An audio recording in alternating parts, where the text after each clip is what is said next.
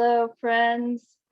Hi, it's Miss Kristen of the Oosterhout Free Library, and I'm pretending to be a robot because it's National Robotics Week, a week to celebrate robots. Now, where was the last place you saw a robot? Did you read about one in a book? Or maybe you saw one in a movie? Maybe you saw one in a video game. Now, sometimes people think that robots exist only in our imagination or as something that might be real in the future. But actually, robots are all around us right now, helping us in our daily lives. There are robots that vacuum our floors, robots that can move heavy things, or even help doctors perform surgery. While there's even robots that explore Mars. But what if I told you that you can make a robot that can create its own art? Yep, that's what we're doing today. We're going to learn a little bit about robots, listen to a story, and show you how you can make your own Artbot. And we'll even have a kit available for you to reserve and pick up at the library with all the materials needed so that you can make your own Artbot at home. But first, I have a story to share with you. Could you ever imagine having a robot as a friend to play with? Well, that's what happens in the story, Bot plus Boy. So let's get started with that story. Boy plus Bot, written by Amy Dykman and illustrated by Dan Yacarino, and published by Alfred A. Kopf. A boy was collecting pine cones in his wagon when he met a robot.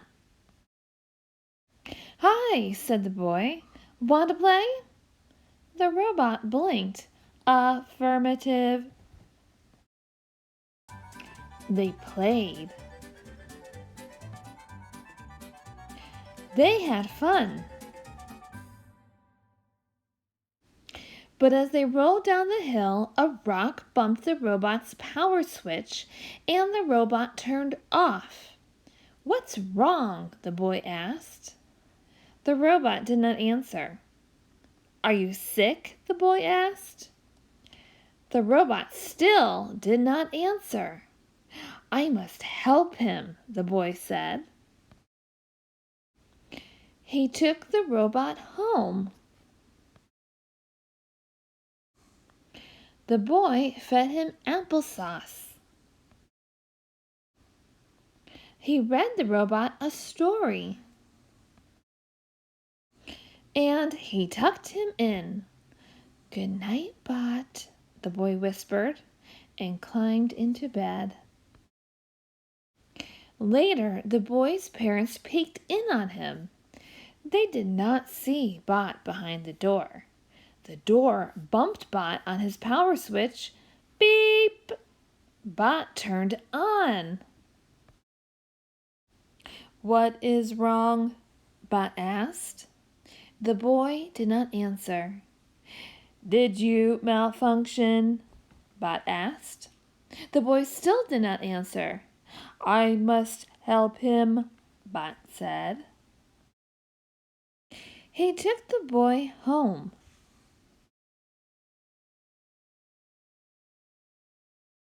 Bot gave him oil. He read the boy an instruction manual. He was bringing him a spare battery when the inventor walked in. "Stop!" the inventor shouted. "That is a boy." The boy woke with a start. Then he saw Bot. The boy smiled. "Bot, you are cured." Bot lit up. "Boy, you are fixed." The inventor called Boy's parents. Then he drove Boy home. "Good night, Bot," Boy said. "Good night, Boy," Bot said. "Want to play tomorrow?" Boy nodded. Affirmative. And the friends did.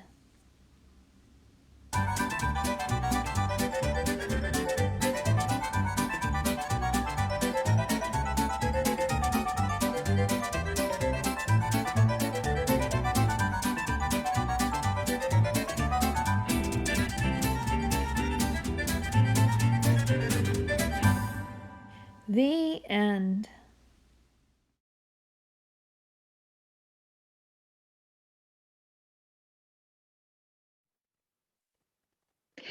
You can find robots in more than just our imaginations because robots are real. But what is a robot? Well, there's not just one set definition. A robot can sense things around it, it can move on its own, it uses energy or power, and it might have some smarts or programming to help it decide what to do. Now, in the story, the inventor created the bot. And in real life, too, inventors or engineers create robots. And now you are going to get to be an inventor or engineer and create your own Artbot, a bot that can create its own art. Now, starting on Monday, you can call the Youth Services Department to reserve a kit with all the materials needed to make your own Artbot. Now, in the story, we learned two basic things that the bot was looking for. He needed. Do you remember what they were? Well, the bot needed to move and he needed power. But you might be thinking, all right, how are we going to power this Artbot? Well, you might be surprised to find out that what powers the Artbot is a battery-operated toothbrush. Yep, it's included in the kit and it comes with its own battery and it provides the vibration that gives this Artbot the ability to move and make some art. So you can follow the instructions on how to put the battery, which is included, into the toothbrush. And then you're going to test it out, make sure that the toothbrush works. And then you're going to put it inside the body of the Artbot, which is a pool noodle. Okay, so now every pool noodle is created the same size inside. So I found that mine works best with the toothbrush up at the top, and that's also where the power button is. And this was a little bit loose, so it could drift down over time. So I stuck a little bit of tissue or paper towel at the bottom just to make sure it doesn't slide anywhere. And that's what an engineer does. They try out different ways to make their creation work. Now, you're going to get a plain old pool noodle, and you might want to fancy them up. And we have these materials and more in the kit that you could pick up at the library. They are chenille stems to make some hair for the bot.